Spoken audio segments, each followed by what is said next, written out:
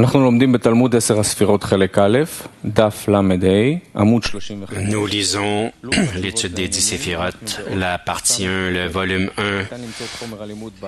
Nous sommes à la table des questions-réponses par sujet et nous en sommes à la question 68. Vous pouvez poser vos questions sur Zivatova ou cap.tv. Les questions pertinentes pourraient être relayées au professeur pendant la leçon. אנחנו נקרא את השאלה בעמוד ל', עמוד 30, ס"ח. ממתי נתגלתה העורביות שבבחינה ד'? Quand la Vyut de Brina Dalet a-t-il été découvert? Réponse. Quand le cave qui vient d'Insof fut empêché de briller dans Brina Dalet par le Massach. Parce qu'elle resta sans or, la Vyut en elle devint apparent.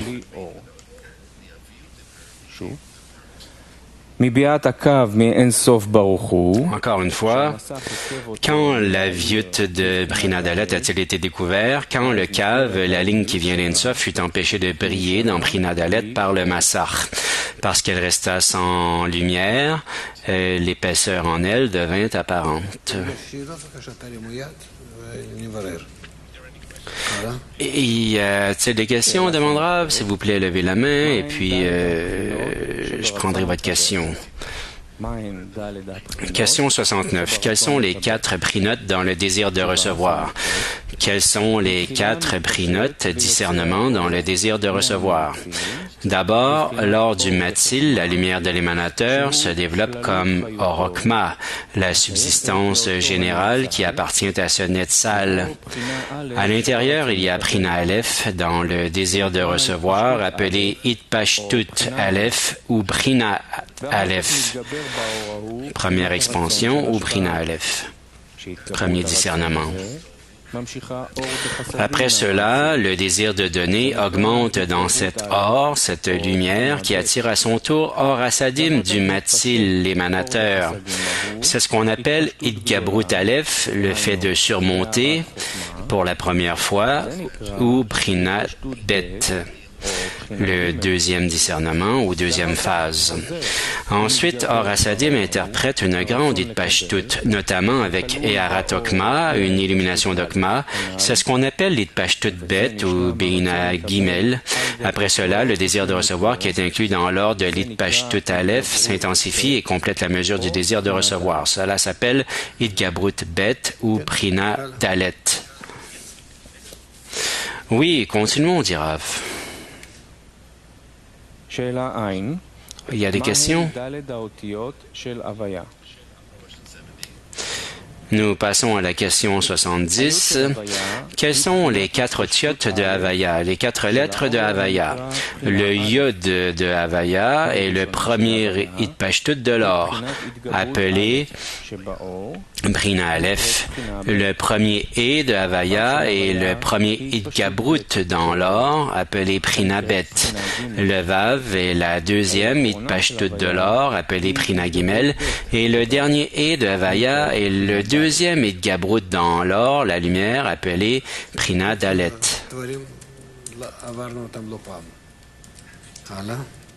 Ce sont des choses par quoi nous sommes passés plus d'une fois, dit Rav. 71, ce n'est pas véritablement une question. 72. Quelle est la pensée unique qui contient toutes les formes et les contraires dans toute la réalité? Encore une fois, quelle est la pensée unique qui contient toutes les formes et les contraires dans toute la réalité? C'est la pensée de réjouir ces créatures.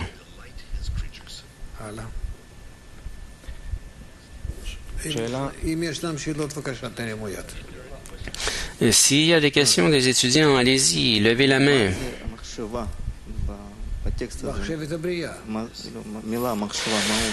C'est quoi la pensée dans le texte? Mais c'est la pensée de la création, mais qu'est-ce qu'elle veut dire la pensée?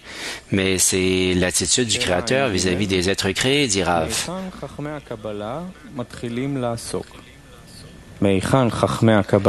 73. Où les sages de la Kabbale commencent-ils à étudier? Où les sages de la Kabbale commencent-ils à étudier? Réponse. La Kabbale ne parle que de l'Itpashtut de l'or de son Atzmut, bien que nous n'ayons pas de mots ni de paroles dans son Atzmut, son essence.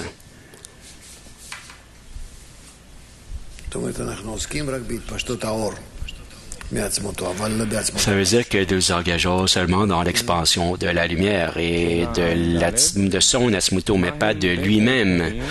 À Dieu ne plaise. 74. Quels sont les deux principaux rudiments qui contiennent tout? Quels sont les deux principaux rudiments qui contiennent tout? Le premier rudiment est que toute la réalité devant nous est déjà fixée et existe en Ein Sof dans sa perfection absolue. C'est ce qu'on appelle Or Ein Sof. Le deuxième rudiment est les 5 olamot appelés Adam Kadmon, Atzilut, Priya, Yetzira, Asiya, qui descendent de Malchut d'Ein Sof après le Tzimtzum, la restriction. Tout ce qui existe dans le deuxième rudiment s'étend du premier. שאלה ע"ה מהו הפירוש של הוא ושמו אחד? 75. Quel est le sens de il est un et son nom un? Il indique l'or, la lumière dans Ein Sof. Son nom implique le désir de recevoir dans Ein Sof, appelé Malchut d'Ein Sof. Un indique qu'il n'y a aucune Shinutsura, disparité de forme détectée entre l'or, qui est il, et le Kli, qui est son nom. C'est plutôt tout or. Tout est lumière.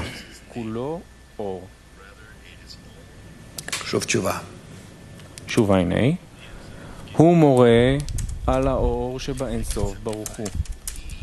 שמו מורה על הרצון לקבל שבאין סוף ברוך הוא. Encore une fois, il indique que l'or dans Ein Sof, son nom implique le désir de recevoir dans Ein Sof, appelé Malchut d'Ein Sof. Un indique qu'il n'y a aucune Shinutsura détectée entre l'or, qui est il, et le Kli, qui est son nom. C'est plutôt tout or, tout est lumière. Et continuons, dit Rav.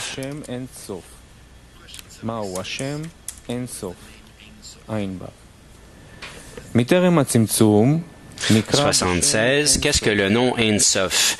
Avant le Tzimtzum, le nom Ein Sof implique qu'il n'y a pas là de Sof ou de Sium, suffixe quel qu'il soit.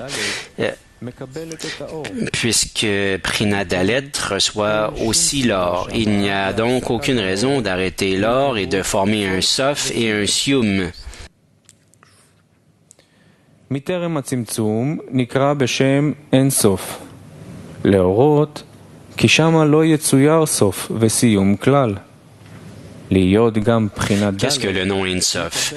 Réponse. Avant le Tzimtzum, le nom Ein Sof implique qu'il n'y a pas là de Sof ou de Sium, quel qu'il soit, puisque Prinadalet reçoit aussi l'or. Il n'y a donc aucune raison d'arrêter l'or et de former un Sof et un Sium. 77. Qu'est-ce qui s'étend du désir de recevoir contenu dans Ein Sof? Qu'est-ce qui s'étend du désir de recevoir contenu dans Ein Sof? La création des olamot et tout leur contenu. Elle se limita à Prinadalet pour découvrir les olamot jusqu'à Olam Hazeh, notre monde, où il est possible de transformer la tsura de réception en tsura de don. Encore une fois, demande Rav. La création des olamot et tout leur contenu. Elle se limita à Prinadalet pour découvrir les olamot, les mondes jusqu'à Olam Hazeh, ce monde où il est possible de transformer la forme de réception en forme de don.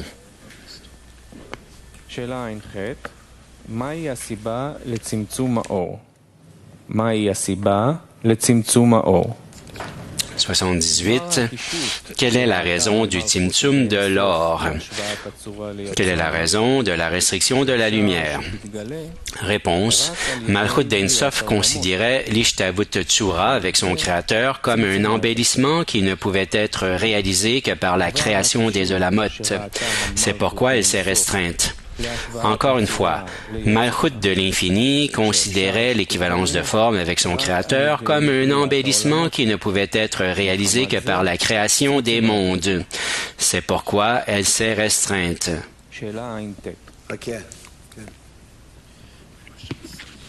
79. Question d'un étudiant. Je comprends que les séphirotes limitent la lumière. Mais pourquoi avons-nous besoin des mondes? Mais c'est la même chose, les séphirotes, les olamot, dirav, c'est un système qui est strict ou limite pour que nous ayons la possibilité d'atteindre. Mais c'est quoi la différence? Il y a 5 mondes. Il y a 5 mondes, dirav, et chacun d'entre eux continue 5 séphirotes, et dans chacune de ces séphirotes, il y en a 5 autres, pour que tu aies la possibilité, graduellement, petit à petit, suivant ta force, d'atteindre 0 jusqu'à 100% dans ton atteinte. Mais ma question, c'est pourquoi faut-il les diviser avec les mondes? Pourquoi ce n'est pas suffisant de parler de séphirotes? Mais les séphirotes, ce sont des partitions. Elles sont construites de façon naturelle, du haut vers le bas. Personne ne limite, en fait. C'est la lumière qui travaille sur le désir. Et le désir, lui, est divisé d'une telle façon. Et pourquoi? Pour qu'il puisse atteindre l'équivalence de forme avec la lumière. Pour que la fin de toute l'échelle du haut vers le bas.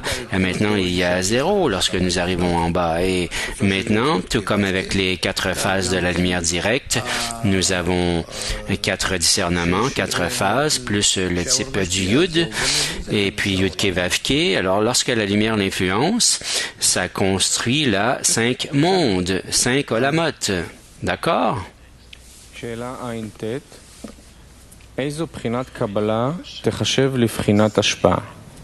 Question 79.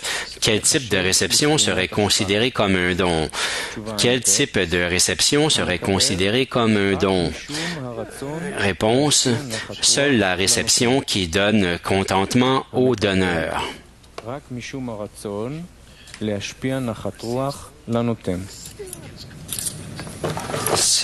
Seule la réception qui donne contentement au donneur. Question 80. Quel est le but du Tzimtzum? Quel est le but de la restriction? Réponse. Transformer la forme de réception en forme de don. Encore une fois, transformer la tsura de réception en tsura de don.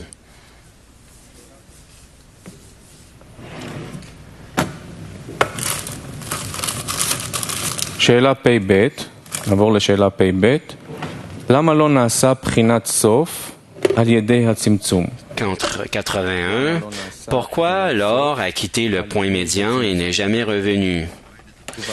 81. Pourquoi la lumière qui a quitté le point médian et n'est jamais revenue? Il n'y a pas vraiment de réponse à cette question, sinon on renvoie à une section du texte. Alors nous passons à la question 82.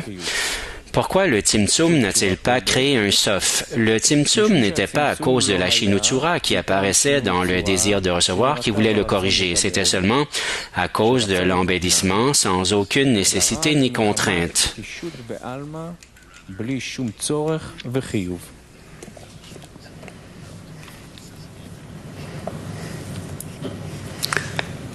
Ken.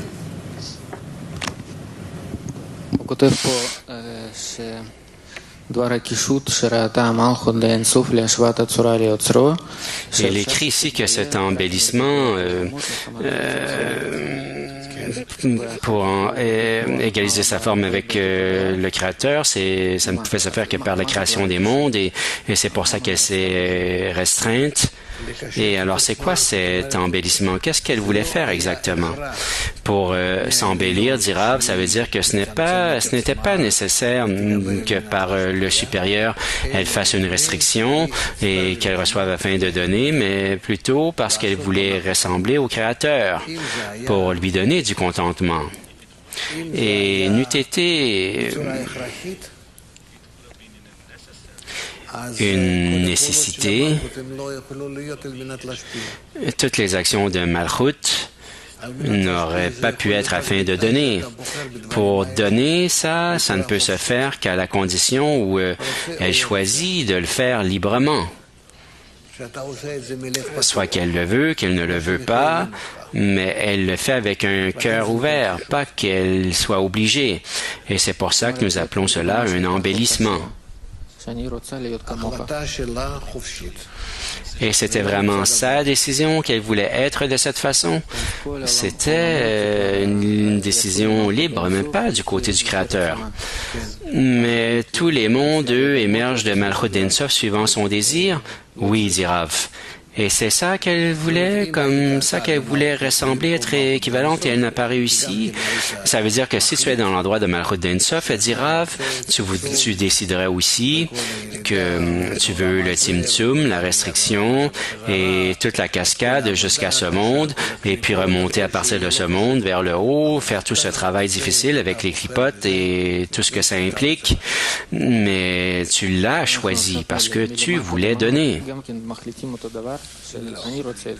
Alors maintenant, à partir d'en bas vers le haut, je décide la même chose, que je veux cela?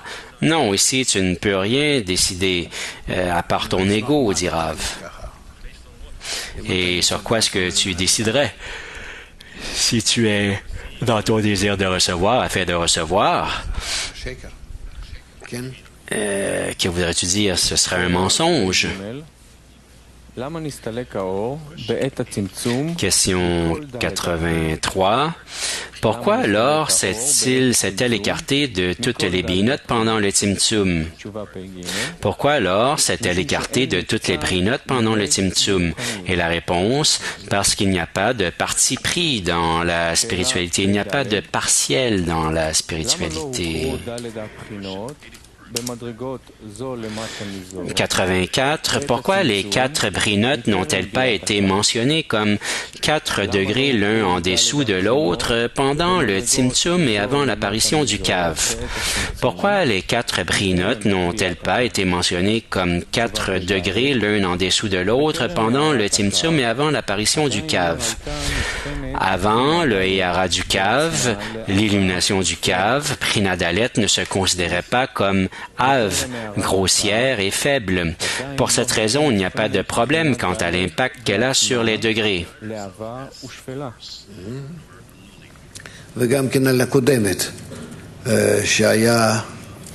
Et aussi, suivant les prinotes précédentes, dit Rav, il n'y a pas de petit dans la spiritualité.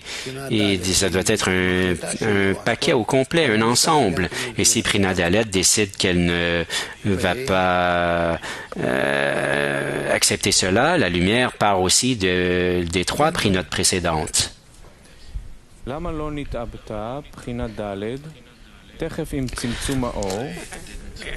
85. Pourquoi Prinadalet ne devient-elle pas Ave immédiatement pendant le Tzimtzum de l'or et les 4 prinotes restèrent-elles égales? Question 85. Pourquoi Prinadalet ne devient-elle pas Ave grossière immédiatement après la restriction de la lumière et les 4 prinotes restèrent-elles égales?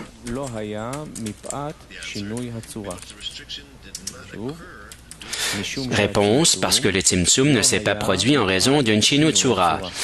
Parce que la restriction ne s'est pas produite en raison d'une disparité de forme. Et c'est pourquoi toutes les prinotes, les discernements demeurent, dit Rav, parce que Prinadalet, la 4e phase, n'a pas ressenti qu'elle était moindre ou plus faible que les autres discernements, mais qu'en fait, elle voulait ajouter. Et ça veut dire qu'elle a fait une restriction. Et que c'est un ajout, et spécialement elle, en relation aux 4 prinotes précédentes, n'a pas pu s'élever afin de donner au Créateur, à l'émaner. Youssef de Jérusalem demande, à propos de la question précédente, pourquoi n'y a-t-il pas de partiel dans la spiritualité? Il ne peut y avoir de partiel dans la spiritualité parce que la lumière qui est dans Prinadalet remplit les 3 prinotes précédentes et Prinadalet est la seule qui reçoit, alors elle se restreint et la lumière part des 3 prinotes précédentes aussi.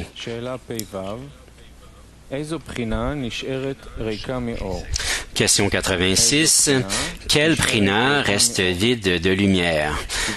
Quel prina, phase, reste vide d'or? Et la réponse, seulement prina dalet. Seulement la 4e phase. Dans les 3 prinotes précédentes, dit Rav, la lumière est partie parce que prina dalet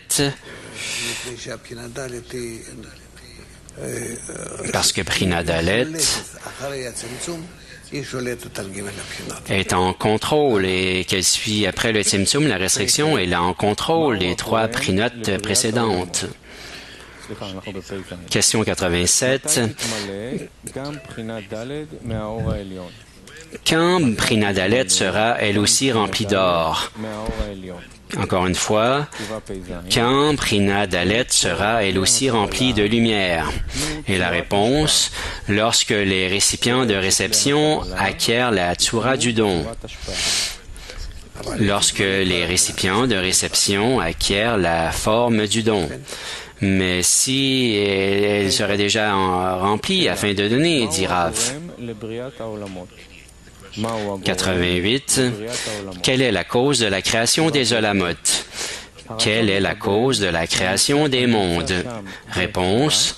Le désir qu'il y avait forcément là avait le désir de s'embellir et de ressembler complètement à la Tsura de l'or. Et cela devint la cause de la création des Olamot.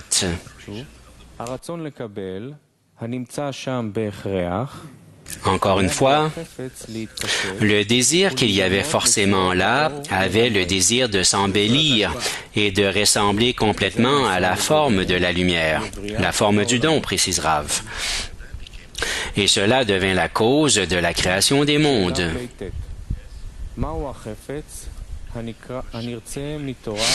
Question 89. Quel est le but désiré de la Torah et des bonnes actions? Quel est le but désiré de la Torah et des bonnes actions?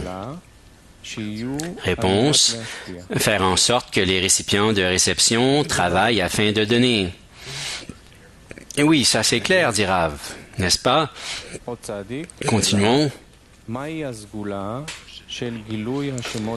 90. Quel est le pouvoir de la divulgation des saints noms? Quel est le pouvoir de la divulgation des saints noms? Réponse. Leur pouvoir est précisément de transformer la Tsura de réception en don. C'est-à-dire tous les noms saints, dit Rav, ce sont des forces supérieures qui viennent et qui, pour inverser la forme de réception en forme de don.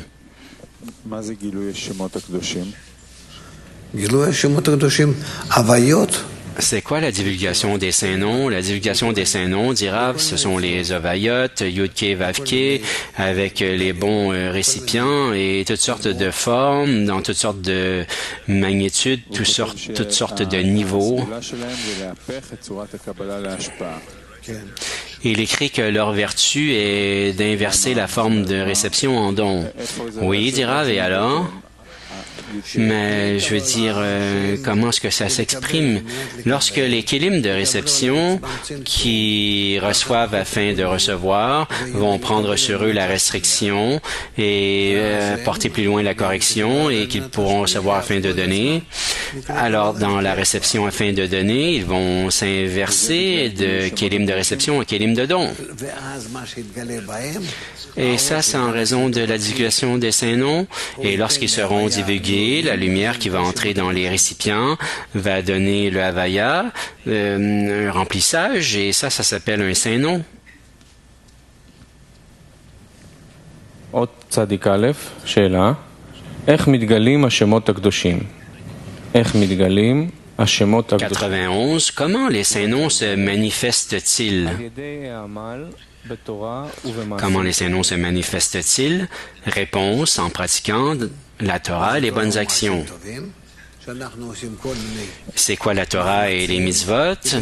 C'est-à-dire que nous faisons toutes sortes d'efforts afin d'attirer la lumière qui corrige.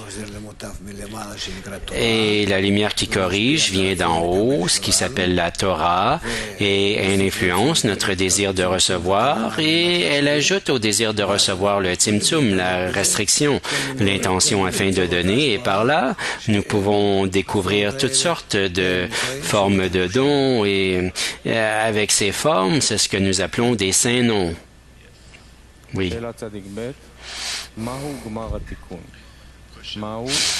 Question 92. Qu'est-ce que Gmar Tikkun à fin de la correction? Réponse. La transformation de la tsura de réception en tsura de don. Oui, ça c'est clair, dit Rav. Oui. Vous ne posez aucune question, alors je présume que c'est clair. Ouais, Ashdod. Ah, Ashdod, vous avez une question, allez-y. Bonjour, Shmuel d'Ashdod, et j'aimerais demander quel est le sens de travailler dans la Torah et les mitzvot. Qu'est-ce que ça veut dire? C'est le travail dans la corporalité ou dans l'intériorité? Comment ça fonctionne au juste? Le travail dans la Torah et les mitzvot, c'est ce que nous appelons lorsqu'une personne qui est en ce monde, comme toi, tu mets un effort, comme les kabbalistes nous l'écrivent, dans le groupe, dans l'étude, dans la connexion, afin d'annuler l'ego. Et là, nous découvrons l'homme découvre qu'il en est incapable et il monte et il descend dans toutes sortes d'états qui lui montrent à quel point il est un zéro, qu'il n'est rien et qu'il ne peut faire aucune action spirituelle qui soit au-dessus de son ego, mais qu'il n'existe que dans son ego. Alors là, il explose dans une prière, en une requête, ce qui est d'élever la manne, et puis il reçoit d'en haut la force du don, qui est appelée la Torah. Alors, qu'est-ce que ça veut dire? Que, comme il est dit, j'ai créé le mauvais penchant, et ça c'est notre ego, et j'ai créé la Torah comme une épice, parce que la lumière en elle corrige. Alors, la Torah, c'est la lumière qui vient d'en haut, et elle travaille sur notre ego, et notre ego devient corrigé. Et c'est tout. Alors notre ego qui se corrige, qui reçoit une correction, divulgue les saints noms. Et qu'est-ce que ça veut dire? Ça veut dire qu'il devient un désir de recevoir, afin de recevoir, et qui se transforme à recevoir afin de donner. Alors il peut recevoir maintenant la lumière supérieure à l'intérieur de lui, suivant les lois de l'équivalence de forme, entre les désirs de recevoir et le désir de donner, qui est la lumière et qui n'est qu'un don. Et ça, c'est considéré que la Torah entre dans le corps de l'homme, son gouffre, dans ces récipients qui deviennent maintenant afin de donner.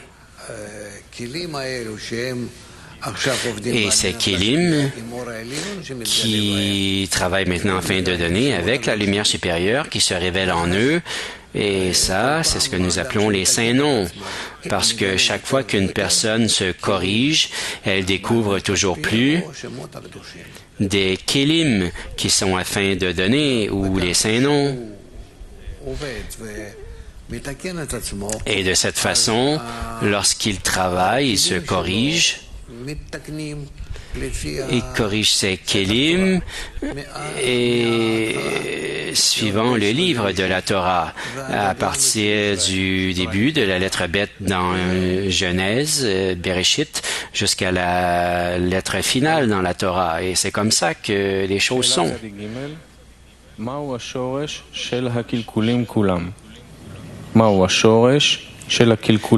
93. Quelle est la shoresh de toute corruption? Quelle est la racine de toute corruption? Réponse, la Shinutsura du désir de recevoir avec le Matzil. La disparité de forme du désir de recevoir avec l'émanateur. Et ça, c'est la racine pour toutes les corruptions, dit Rav.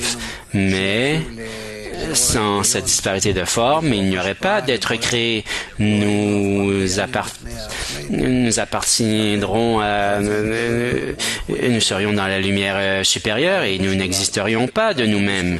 Et c'est pour ça que c'est un must, ce doit être en nous, cet ego, parce que spécialement à cause de lui, nous sommes différents et nous sommes des créatures. Et c'est pour ça que nous disons, j'ai créé le mauvais penchant. 94. Pourquoi n'est-il pas possible de transformer un cli pour la réception en cli pour le don, sauf ici dans ce monde et non dans les mondes supérieurs? Pourquoi n'est-il pas possible de transformer un récipient pour la réception en récipient pour le don, sauf ici dans ce monde et non dans les mondes supérieurs?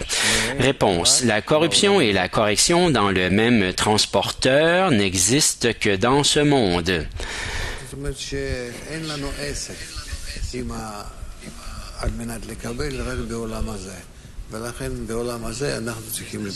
C'est-à-dire que nous n'avons aucune chose à faire avec cela. C'était quoi la question encore à 94? Pourquoi n'est-il pas possible de transformer un cli pour la réception en cli pour le don, sauf ici, dans ce monde, et non dans les mondes supérieurs?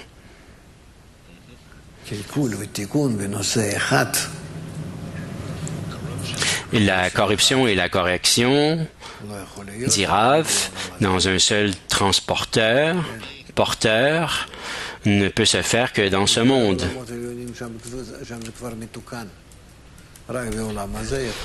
Et dans les mondes supérieurs, c'est déjà corrigé. C'est pour ça que la correction ne se fait que dans ce monde. Et en ce monde, il y a à la fois la correction et la corruption. Et tout ça, ça dépend d'une personne. Au-dessus de ce monde, il n'y a pas de corruption. Et ce sont des degrés de correction. Question 95. Quels sont les deux prinotes de l'or? Quels sont les deux discernements dans la lumière? Et réponse, Or Okma et Or Asadim, la lumière de la sagesse et la lumière de la miséricorde. Oui, il y a deux lumières, la lumière d'Okma et la lumière d'Asadim. Et dit Rav, et la lumière d'Okma, en vérité, est la seule chose qui existe. Mais la lumière d'Asadim, c'est temps de l'éveil, de l'émaner.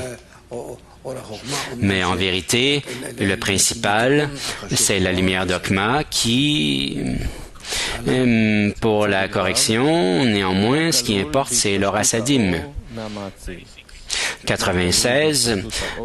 Que contient l'Itpashtut de l'or du Matzil? Que contient l'expansion de la lumière de l'émanateur? Réponse, le désir de donner, le désir de recevoir.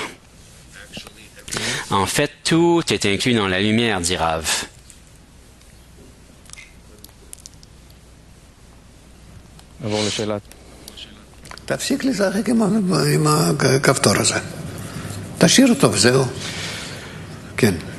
Mais cesse de jouer avec ce bouton, laisse-le et c'est tout.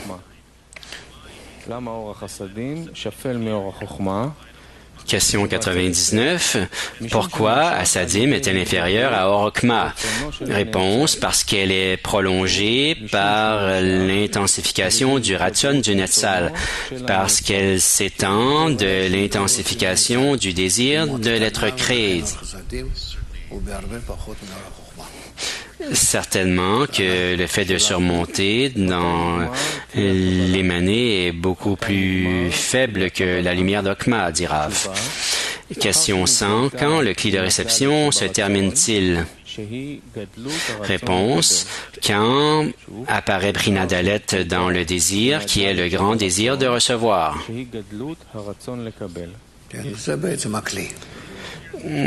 Quand apparaît Brinadalet du Ratson, qui est le grand désir de recevoir. Oui, en fait, ça c'est le cli, précise Rav. 101. Quelle est la différence entre celui qui reçoit à l'intérieur et celui qui reçoit à l'extérieur, comme dans Ein Sof?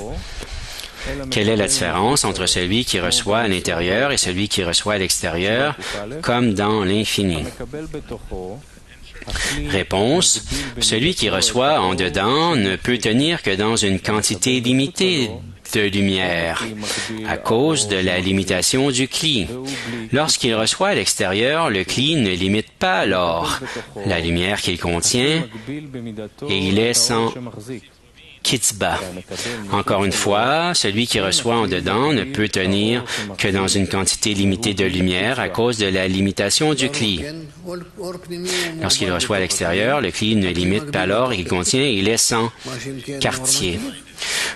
Oui, la lumière intérieure est limitée à l'intérieur du cli, et tandis que la lumière environnante, elle, n'est pas limitée, elle est autour du cli comme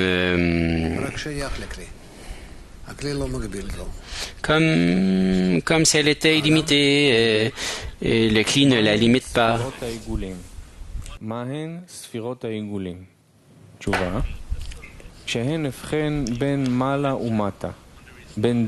102. Que sont les séphirotes des Goulim? Que sont les séphirotes des cercles?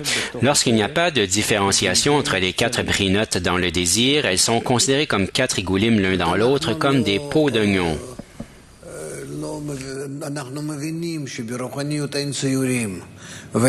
C'est-à-dire, dit Rav, que nous comprenons que dans la spiritualité, il n'y a pas d'image ou de cercle ou de ligne droite ou de triangle ou de carré.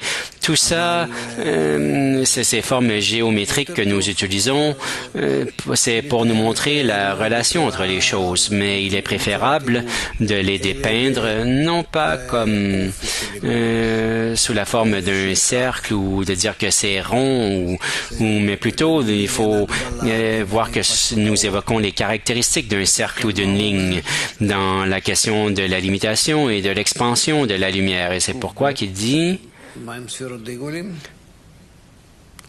102. Que sont les séphirotes des Goulim? Oui, c'est la question. Que sont les séphirotes des cercles? Lorsqu'il n'y a pas de différenciation entre les 4 brinotes de haut et du bas, dans le Ratson, elles sont considérées comme 4 Goulim l'un dans l'autre, comme des pots d'oignon.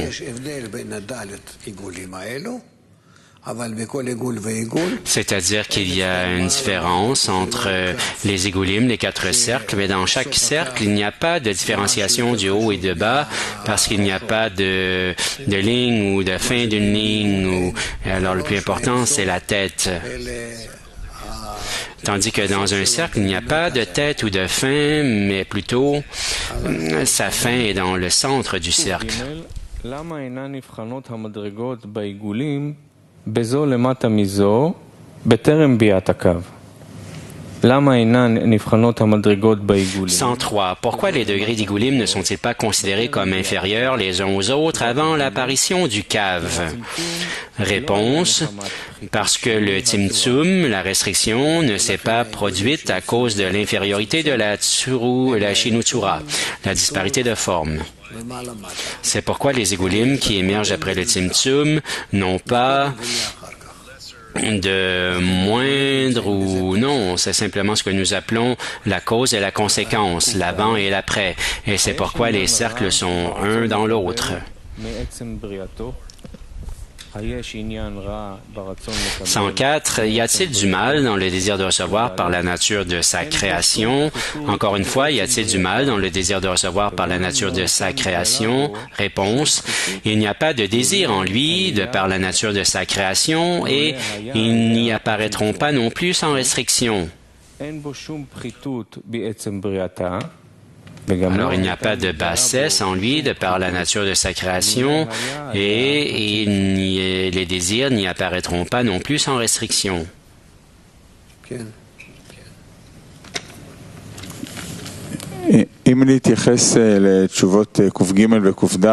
Si je me relis la réponse 103 et 104, ce n'est pas clair c'est quoi la raison pour le Tzimtzum, la restriction, et où est-ce que la disparité de forme commence?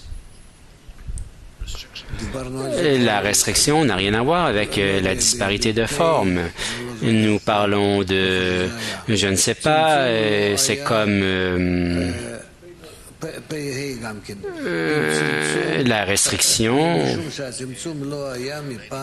dans 95 aussi, parce que il n'était pas là en raison de la disparité de forme. 102. Non, c'est à 82, nous en parlons 82, parce que la disparition... Le Tzimtzum n'était pas à cause de la Shinotsura qui apparaissait dans le désir de recevoir qui voulait le corriger, c'était seulement à cause de l'embellissement sans aucune nécessité ni contrainte. Parce qu'il voulait adhérer, dit Rav, se rapprocher de Prina Dalet. Alors la raison pour la restriction, c'est qu'elle voulait adhérer. Nous disons la honte, mais la honte, ce n'est pas comme la honte comme nous l'entendons en ce monde où nous sommes moindres. Mais la honte dans la spiritualité, c'est que je découvre un changement, une différence entre moi et l'émanateur. Mais ce changement il ne se peut pas non plus que je sois moindre que lui parce que je suis créé et lui, il m'a créé. Nous sommes en adhésion, il y a une restriction et là, il n'y a plus de distance entre nous. Mais alors, c'est quoi la raison pour la restriction, le Tzimtzum, alors? Que je veux être comme lui, dit Rav. Pourquoi? En raison de l'amour. Mais quelle est la différence alors entre l'être créé et le créateur avant la restriction? Qu'est-ce qu'il découvre? Il découvre qu'il a quelque chose de moins et qu'il y a comme un manque. Et qu'est-ce que ce moins? Le fait d'être moindre, c'est que le Créateur l'aime lui davantage que lui-même aime le Créateur. Et là, ça crée cet embellissement. Oui, c'est ce que nous appelons la disparité de forme, et ça, c'est l'embellissement qu'il veut être embelli, adoré et ornementé. Pourquoi est-ce que c'est l'embellissement? En fait, ce n'est pas la véritable raison, ça ne vient pas d'une infériorité ou d'un manque. Nous ne comprenons pas que... ce que nous faisons maintenant, les actions afin de donner, tout le monde, spiritualité, est dans des actions afin de donner. Et c'est pour ça que afin de donner, nous le faisons parce que nous aimons, nous donnons au-dessus de notre ego. Ce n'est pas parce que nous nous en sentons désolés, non, mais parce que nous voulons ajouter, nous voulons ajouter de l'amour à l'amour et au don et à la sollicitude. Et c'est ça, la spiritualité. Ça n'a pas à voir avec nos propres calculs.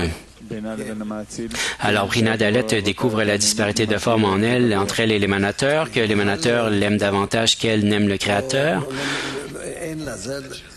Oui, qu'elle ne l'aime même pas du tout et que le Créateur ne lui a pas donné et ça, elle le ressent comme de la honte.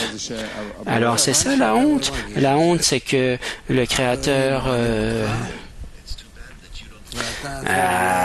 c'est mal que tu ne le sentes pas. C'est dommage. Les amis t'aiment et toi, tu ne ressens même pas que les amis t'aiment.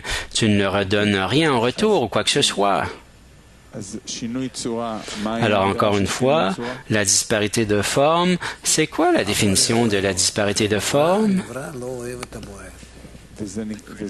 Le Créateur aime l'être créé n'aime pas le Créateur. Et ça cause... et en cela, ça cause la correction, ça cause tout, dit Rav. Qu'est-ce que Malchut dit? Je veux maintenant cesser de recevoir. Et ensuite... je reçois seulement à la condition que par là, je peux exprimer mon amour pour que ce soit une condition pour donner de l'amour. Et ce qu'elle atteint, là, c'est l'équivalence de forme. Mais ce qui n'est pas clair, c'est qu'une fois, il y a la disparité de forme qui est définie comme la honte, et ça, c'est la cause pour la restriction, et d'autres fois, c'est défini comme, oui, c'est la chaîne, et la honte, et alors, mais l'autre fois, c'est que ça ne cause pas d'infériorité, et oui, vis-à-vis de l'être créé lui. Mais qu'est-ce que ça veut dire? C'est que ce n'est pas l'infériorité, c'est que je suis dans l'être créé, je suis une créature. Oui, mais néanmoins, ça l'amène à vouloir redonner l'amour, à s'embellir. Et la disparité de l'attitude de l'amour. Et ça n'appartient pas à l'être créé, mais qu'est-ce que c'est? Mais c'est le désir de recevoir qui demeure. Et en fait, plus je reçois à la fin de la correction, plus, et c'est toujours plus. Et c'est bon pour moi et pour lui.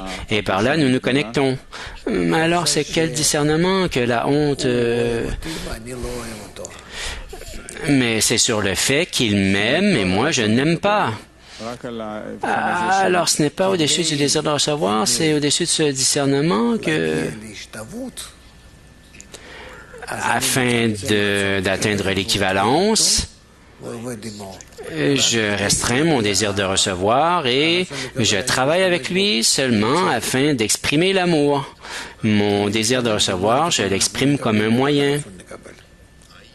Je l'utilise, la fin de la correction. Nous allons utiliser tout le désir de recevoir. Tout, et je demanderai même davantage, et amène-moi du remplissage, et par là, je lui apporte du plaisir. Encore une fois, dans le désir de recevoir, le problème pour commencer, ce n'est pas dans la réception, mais c'est dans le fait qu'il n'aime pas.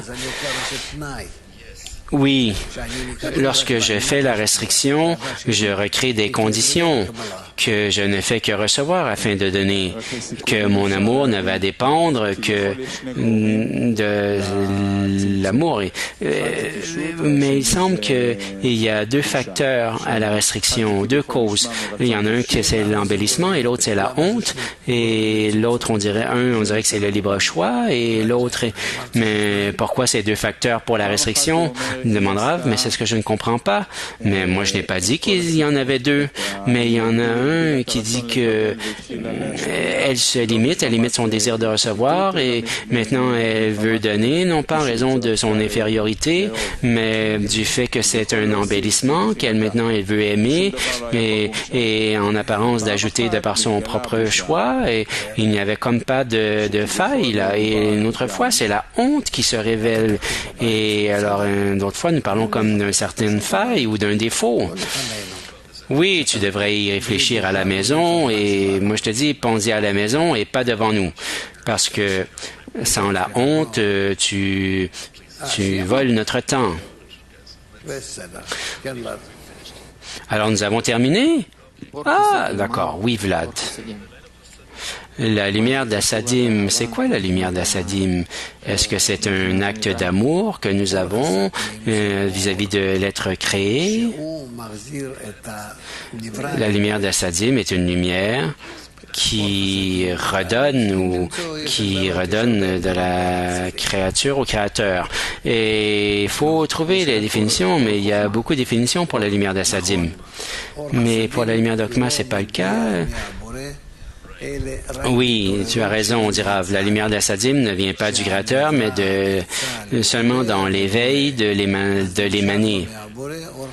Et lorsque l'émané s'éveille à l'égard du Créateur, il étend cette lumière qui est la lumière d'Assadim. C'est une petite lumière, une lumière faible. Pourquoi? Parce qu'elle vient suivant l'équivalence de l'émané. À quel point est-ce que l'émané s'éveille, et pour lui donner et faire toutes sortes de choses en retour, et conformément la lumière d'Assadim vient, elle est petite et faible.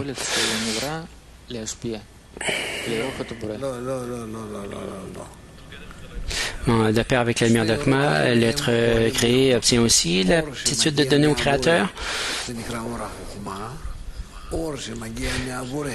Non, c'est deux choses, dit Rav. La lumière vient d'Okma, mais la lumière qui vient de l'éveil, les deux viennent de l'émanateur, mais celle qui vient de l'éveil de l'émané, c'est l'or Assadim. Mais alors, il y a un partsouf déjà avec le créé, le Rosh Torsof, lorsqu'il s'éveille et fait un calcul, alors là, la lumière d'Assadim vient à lui. Oui, lorsqu'il y a un éveil, dit Rav. Un éveil où la créature s'éveille vis-à-vis du Créateur parce qu'elle veut être en équivalence de forme dans son attitude. Oui, maintenant ajoute 10 autres mots et tu n'obtiendras rien à tout cela. Ne va pas ajouter. Tu as une définition, c'est suffisant. Dis, vois ce qu'il dit. Trouve la lumière d'Assadim. Qu'est-ce qui est écrit là? Et il dit, parce qu'il est attiré par l'intensification du désir de l'être émané. Et ça y est, alors maintenant, va ajouter des mots et tu vas obtenir une confusion et tu n'auras plus de définition claire entre tes mains. Joseph de Jérusalem demande, dans la lumière d'Assadim, est-ce qu'il y a du plaisir aussi? Et si oui, pourquoi est-ce qu'il n'y a pas eu de restriction sur la lumière d'Assadim? Parce que la créature s'éveille et ce sur quoi elle s'est restreinte. Alors c'est l'opposé. Elle s'éveille maintenant au-dessus de la restriction qu'il met entre lui et le Créateur, la lumière. Oui, tu voulais ajouter quelque chose? Oui, une définition pour la lumière d'Assadim. C'est une lumière qui révèle la lumière de Hokmah et qui est attirée vers l'être créé après le premier rite Kabrut, le premier fait de surmonter. Alors, par Malchut d'Ein Sof, pour faire la restriction, pour en arriver à l'adhésion, le calcul qu'elle fait, maintenant, elle regarde devant et avec toute cette cascade qui va apporter tous les Olamot. Alors, c'est quoi les calculs qu'elle fait? Encore une fois, demande Rav, pourrais-tu réexpliquer la question 78, s'il te plaît? 78, où nous ramènes-tu? 78, oui. Qu'est-ce qu'il y a ici? 78. Quelle est la raison du Tzimtzum de la lumière? Oui. 78. Quelle est la raison du Tzimtzum de l'or? Ça, c'est une question d'embellissement que Malchut d'Ein Sof a perçu comme ça pour en arriver à l'équivalence de forme avec son Créateur, qui ne pouvait être fait que par la création des mondes. C'est pourquoi elle s'est restreinte. Oui. Alors, le calcul qu'elle fait, c'est de faire un pas vers l'avant ou est-ce qu'elle voit que jusqu'à la fin de la correction, c'est ça le calcul qu'il faut faire, prendre en considération toute la correction? Tous les calculs dans la spiritualité, normalement, se font en chemin, n'importe où ils peuvent être observés. Alors, disons qu'il y a Tzimtzum Aleph, la première restriction, opère sur tout. C'est une loi que le supérieur définit et qui oblige tous les inférieurs. Ça les contraint complètement. La première restriction n'arrive qu'une seule fois. Et tout le reste, et tous les autres doivent l'observer. Si tu n'observes pas Tzimtzum Aleph, alors qu'est-ce que tu as? C'est la brisure des Kelim, comme dans le monde des Nikudim ou dans Adam Rishon. C'est comme ça que ça marche. D'accord? Pourquoi Tzimtzum Aleph disparaît? Parce que le supérieur décide et s'y tient, dit Rav. Parce que plus tard, il y a comme des expériences et je sais déjà. Quelle expérience as-tu après? Tous les Partsufim en dessous du monde d'Ein Sof sont inférieurs au monde d'Ein Sof. Oui, mais je sais comment donner, alors dans la mesure où tu peux donner, dit Rav, tu prends la première restriction et tu opères au-dessus de la première restriction. Et pour recevoir afin de donner. Alors, tu n'atteins pas la première restriction, jamais. Un Yesida d'Ashkelon demande, est-ce que la honte, c'est une certaine lumière ou une anti-lumière? Non, je n'aime pas ces philosophies du tout, dit Rav, ça c'est un petit malin, là. Oui, toi? Je voulais poser à propos de la question 79. Quelle est l'intensification du désir dans la spiritualité? Quelle est l'intensification de quoi le fait de surmonter, dit Rav? Mais lorsqu'il surmonte son désir de recevoir, son désir afin de recevoir, mais c'est déjà un désir de recevoir. Comment il peut se surmonter lui-même? Mais il surmonte son désir de recevoir, dit Rav, en raison de la lumière qu'il opère.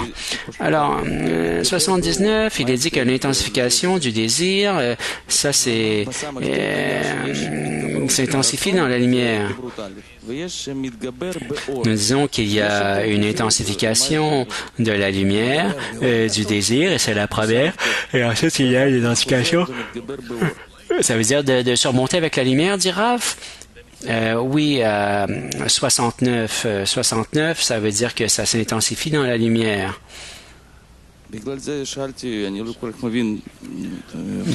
Et c'est pourquoi je ne comprends pas vraiment. Non, c'est dans 69, oui. 69. Quels sont les 4 prinotes dans le désir de recevoir? Et la réponse, d'abord, la lumière de l'émanateur se développe comme Orokma, c'est-à-dire la subsistance générale qui appartient à l'être émané. Et à l'intérieur, il y a Prina Aleph, dans le désir de recevoir, appelé Itpashtut Aleph, ou Prina Aleph, première expansion, ou première phase. Et après cela, le désir de donner augmente dans cette lumière qui attire à son tour la lumière d'Assadim de l'émanateur. C'est ce qu'on appelle Idgabrut Aleph, ou Prinabet. La première fois qu'il surmonte, ou la deuxième phase. Et ensuite, Or Hasadim interprète une grande Itpashtut, notamment avec Arotokma, et c'est ce qu'on appelle Itpashtut Bet ou Prina Gimel. Deuxième expansion. Et après cela, le désir de recevoir qui est inclus dans la lumière d'Itpashtut Aleph s'intensifie et complète la mesure du désir de recevoir, c'est-à-dire comme Okma.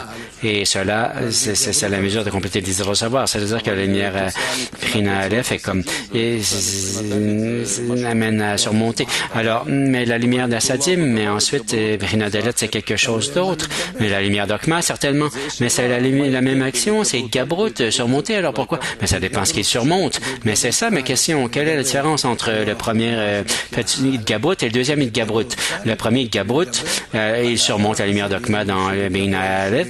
Et la deuxième phase, il surmonte la lumière d'Assadim. Et ça, ça vient de l'expansion de Gimel. Merci. Eh bien, lentement, nous allons y arriver. Les définitions sont très inclusives d'une certaine façon, mais vous allez vous y habituer. Si vous ne faites qu'apprendre Ptira et que Talmud de Sersifirot, ce n'est pas un problème. La tête s'ouvre dans cette direction, et si vous êtes maintenant embrouillé avec le travail spirituel, ça crée une difficulté déjà. Et ces deux choses apparaissent comme des cellules différentes dans le cerveau et le cœur. Et là, il y a un problème. Ça ne peut plus fonctionner jusqu'à ce qu'une personne complète déjà dans la spiritualité et son avancement. Et espérons que nous allons y arriver rapidement et que ça va se compléter.